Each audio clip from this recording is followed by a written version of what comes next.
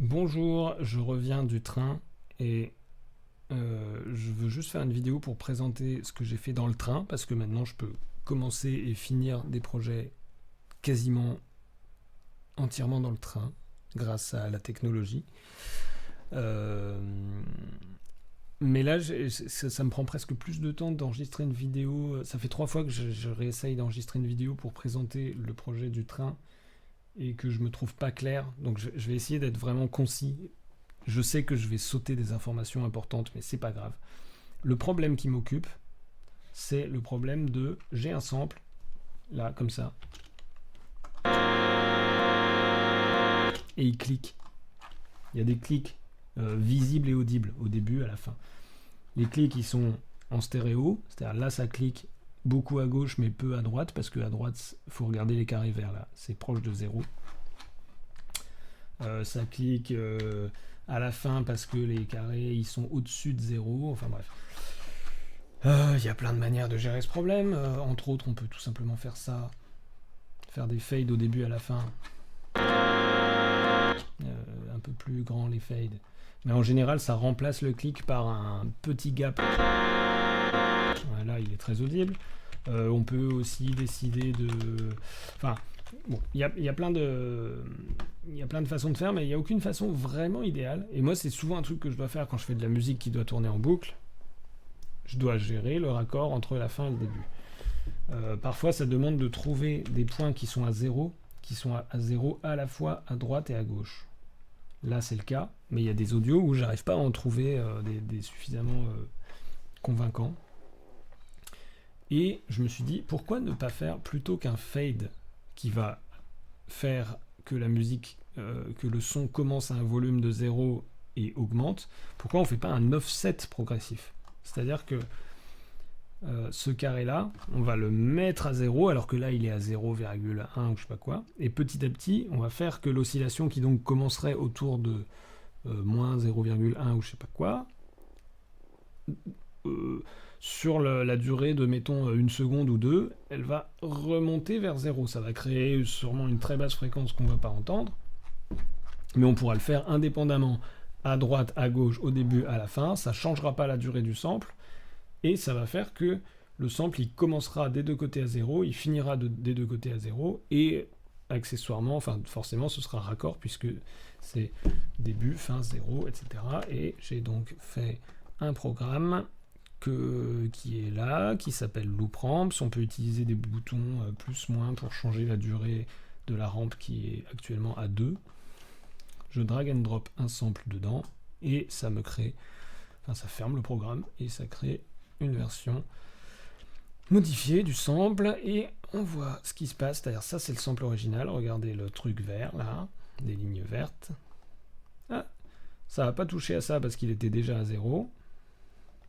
Mais de ce côté-là, ça a baissé ça. Et de l'autre côté, ça a baissé des deux côtés, puisque les deux côtés étaient au-dessus de 0. Donc ça a fait ce qu'on lui demande. Et maintenant, si on essaye de faire boucler ça,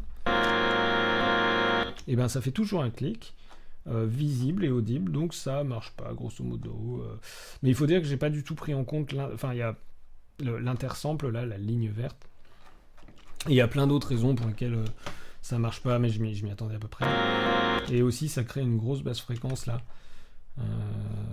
qui n'est pas dans la version originale.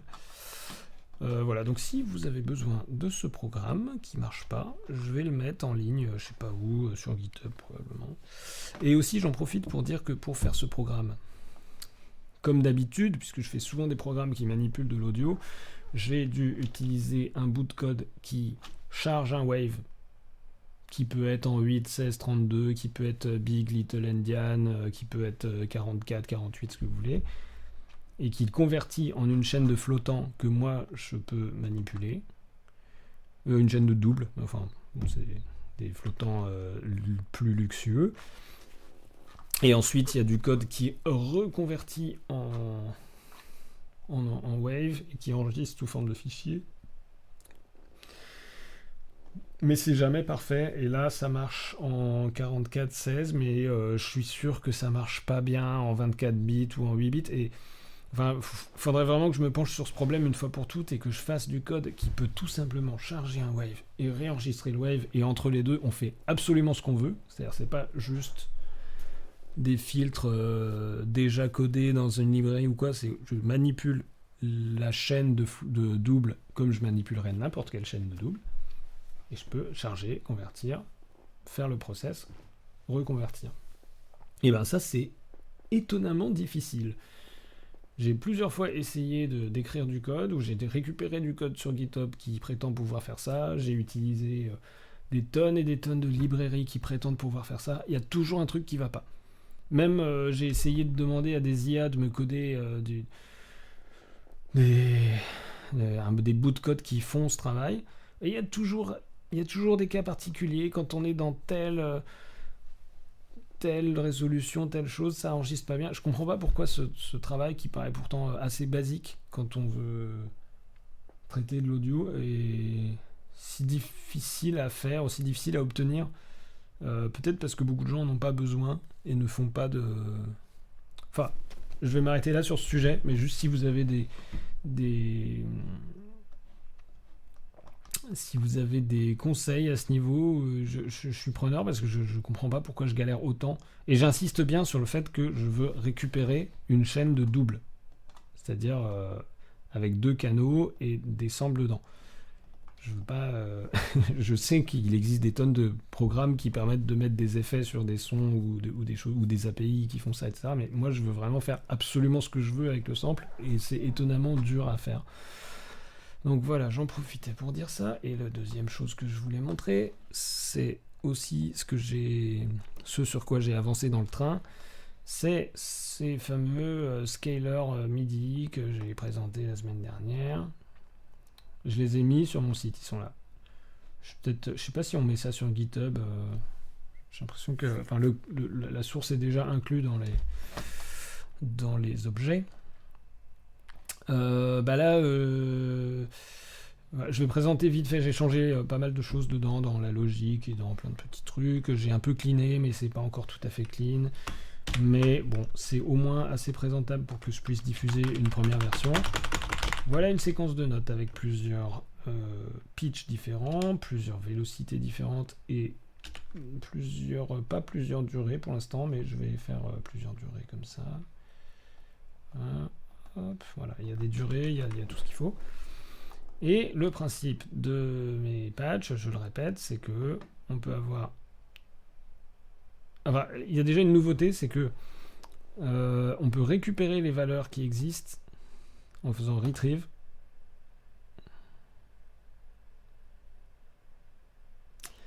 C'est-à-dire que là, le pitch, il va de 60 à 68. Et donc, il m'a réglé le minimum à 60, le maximum à 68.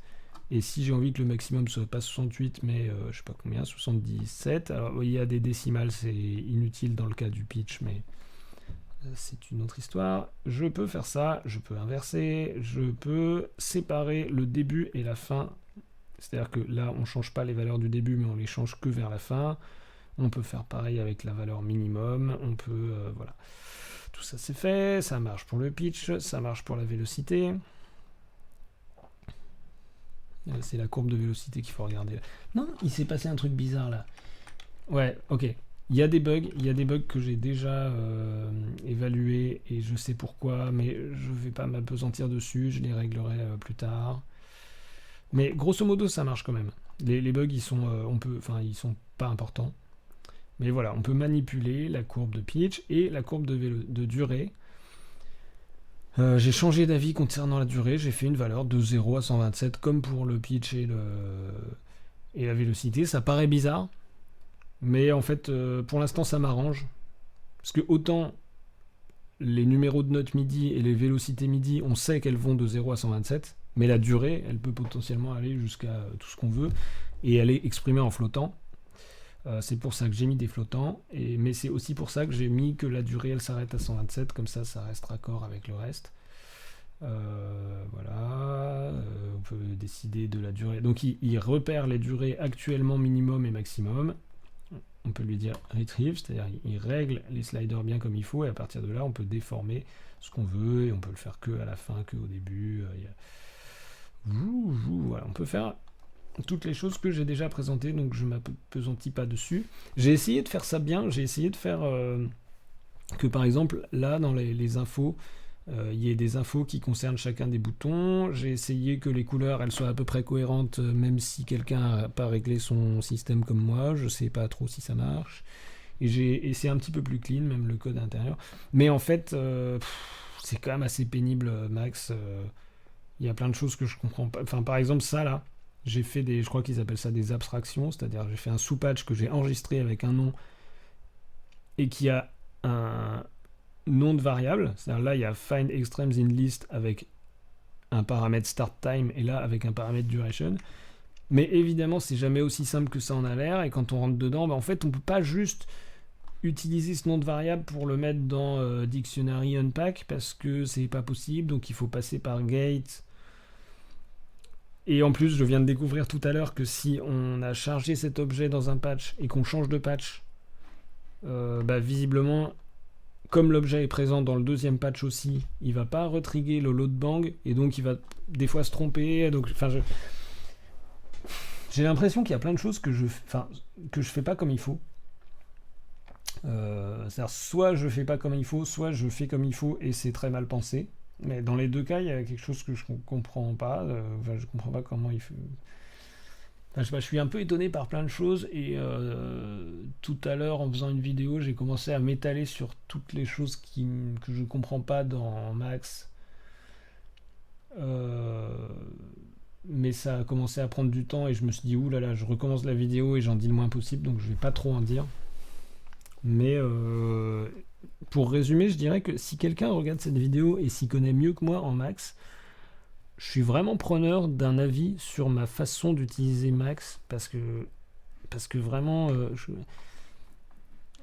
j'ai plein de questions. J'essaye de faire de mon mieux, mais il y a des choses, je peux pas m'empêcher de me dire que ça doit pas être comme ça qu'on fait en vrai. Voilà, il y a la même chose, enfin tout ce qui est tout ce qui concerne les send et les receive et à quel point un send et un receive est spécifique à un patch max ou à une fenêtre de max ou à une abstraction ou à plusieurs patchs qui seraient ouverts en même temps, ça m'interroge beaucoup. Il y a des informations contradictoires à ce sujet. Le comportement de tout ce qui est gate, select, route, je le comprends, mais je le trouve pas très utile. C'est-à-dire, moi, un cas de figure que je rencontre quasiment tout le temps, c'est router un signal, enfin un message, en fonction d'un autre message. C'est-à-dire que je reçois si si l'animal c'est chat, alors je veux que la nourriture aille dans le seau, alors que si l'animal c'est chameau, alors je veux que la nourriture aille dans le puits. J'aurais aimé trouver une meilleure métaphore, mais peu importe. Ça, router un signal en fonction d'un autre signal, il y a énormément d'objets pour router des choses, il n'y en a aucun qui fait juste ça. Donc c'est pas grave, je vais probablement le créer moi-même un jour, à force, parce que j'en ai marre de faire des... Enfin, de faire des... d'utiliser tous ces objets, gate, route, etc., mais en rajoutant plein de choses au-dessus et en dessous pour les contraindre à faire ce que j'attends d'eux. Mais ça m'étonne qu'il n'y ait aucun objet qui fait tout simplement ce que j'attends de lui la plupart du temps. Enfin bref, je m'arrête là, mais le point de départ de mon dialogue de monologue, là, c'était de dire que j'avais mis une première version de ces objets sur mon site et que vous pouvez les tester si vous voulez. Et il y a des bugs, je sais. Mais vous pouvez me dire les bugs au cas où. Il y en aurait d'autres que je connais pas. Je vais aussi essayer de les mettre sur des sites. Je sais pas, je sais qu'il y a des sites où on peut partager des choses de Max for Life. Je connais aussi très peu ces MIDI Transformation Tool. Là, ils ont moins d'un an, donc j'essaye de m'y mettre un petit peu, mais c'est probable qu'il y ait des conventions de nommage ou je sais pas quoi que je respecte pas. Ah ouais, j'ai aussi beaucoup de mal à utiliser toutes ces choses qui sont là. Enfin, Là, on peut donner des couleurs, on peut choisir des couleurs parmi des tonnes de couleurs, mais on ne sait pas trop. Enfin, des fois, je cherche une couleur spécifique, je la trouve pas. On peut mettre des scripting names, des long names, short names. Je remplis des choses comme ça me paraît le plus évident. Mais c'est sûr que je me trompe et que je respecte pas certaines conventions, enfin j'en sais rien.